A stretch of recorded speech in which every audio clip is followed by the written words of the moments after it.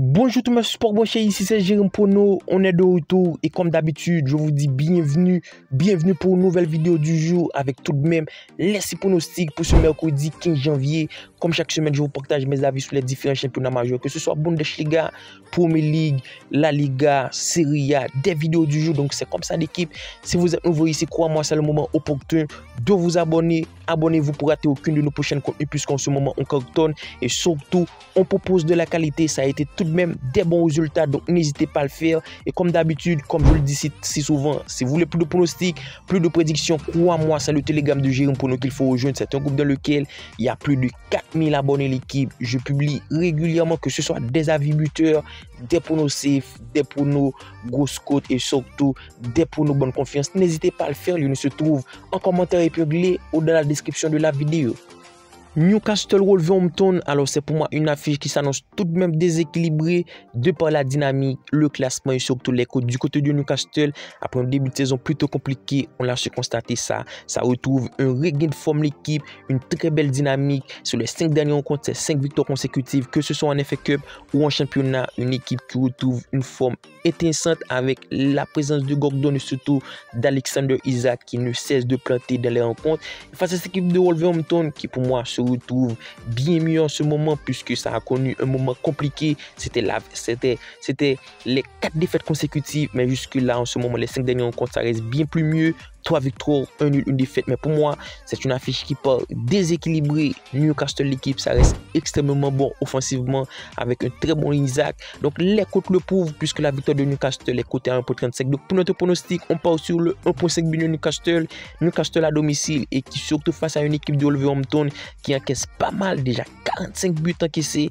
Pour moi, Newcastle devrait retrouver le chemin des filets à 2 reprises. Donc, pourquoi pas l'avantage du score à Newcastle parce que je leur vois prendre la victoire, le score 2 buts à 1. Direction la Bundesliga, le match qui oppose Stuttgart RB Leipzig, match qui pour moi s'annonce ultra intéressant et surtout qui devrait s'annoncer ultra pleuveur en termes de buts. Deux équipes qui offensivement restent ultra intéressantes. Du côté de Stuttgart, c'est déjà 30 buts marqués face à une équipe de Leipzig qui a déjà marqué 28 buts.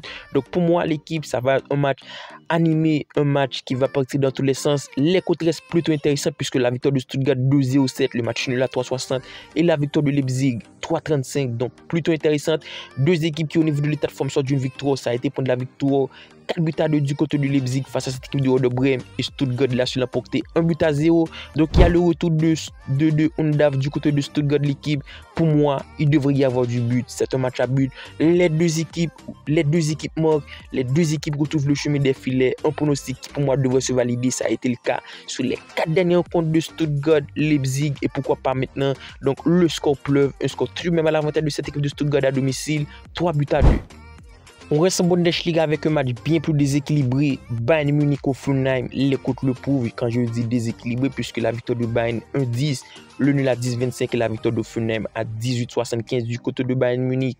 Ça joue clairement la course au titre, premier au classement avec 39 points, soit 4 points d'avance de la deuxième place, 4 points de Leverkusen. Donc pour moi, une Bayern Munich qui doit faire des bons résultats face à une équipe d'Hoffenheim qui se retrouve tout de même 15e, 14 points, soit 1 point de longueur de la zone rouge. Du côté d'Hoffenheim, ça doit s'améliorer. Défensivement, ça reste pas trop serein.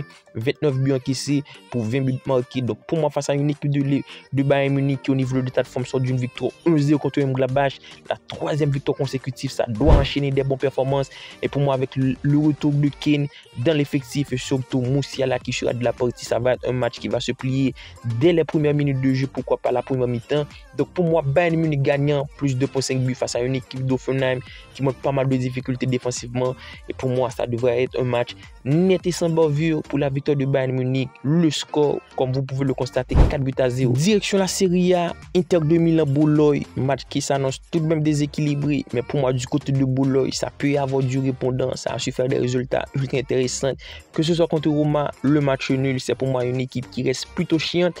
Mais à l'extérieur, je donne clairement l'avantage à cette équipe d'Inter de Milan qui pour moi à domicile, qui pour moi présente un effectif tout de même de qualité. Il y a seulement les absences de Canaloglu, Di Gennaro et surtout de coréen qui peut aller peser dans la balance. Mais pour moi, Inter de Milan reste bien plus au-dessus. Au niveau de l'état de forme, ça sort tout de même d'une victoire 1-0 contre Venise à l'extérieur.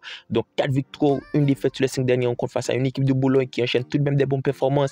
Mais on le constate, ça encaisse pas mal de buts. Pour moi, la victoire d'Inter de Milan en deuxième position qui doit prendre des points puisque c'est déjà 4 points de retard de la première place, 4 points de retard de Napoli. Donc Inter de Milan gagne à domicile face à une équipe de Bologne qui peut être ultra chiante. Je vois tout de même un score plutôt étriqué. Pourquoi pas un but à 0, un score net et sans bavure à l'avantage d'Inter de Milan.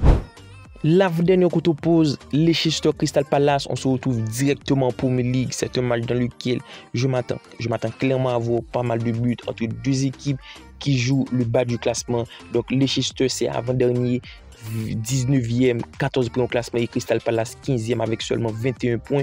Donc défensivement, c'est tout de même deux équipes avec pas mal de lacunes. Du côté de Leicester, c'est déjà 44 buts encaissés pour seulement 23 buts marqués. Et pour moi, face à une équipe de Crystal Palace qui a su déjà encaisser 28 buts, ça reste plutôt fébrile défensivement.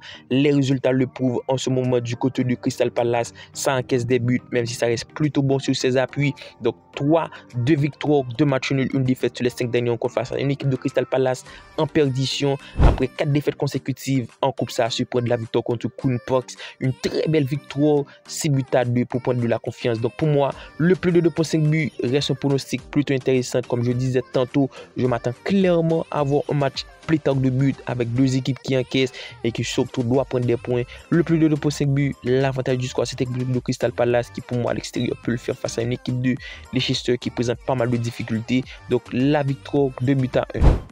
Et on termine directement avec le dernier match de la vidéo, Arsenal-Tottenham, match qui devrait s'annoncer ultra disputé, mais c'est un match qui part déjà déséquilibré vu les cotes. La victoire d'Arsenal 1,40, celle de Tottenham à 6,60, donc c'est tout de même compréhensible.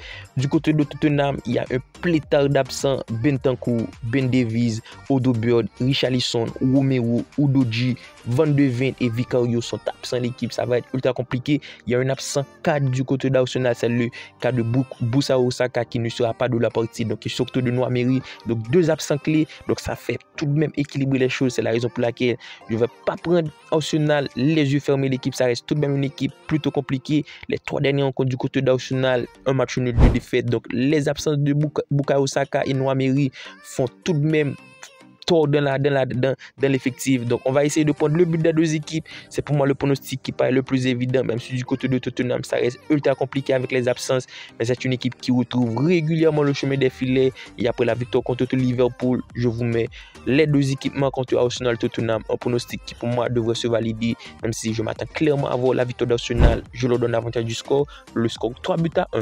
Alors tel a été nos 6 pronostics pour ce mercredi 15 janvier, l'équipe comme d'habitude. Si la vidéo vous a plu, n'hésitez pas à laisser un petit like. D'ici là, on se capte pour une nouvelle vidéo. Bye bye.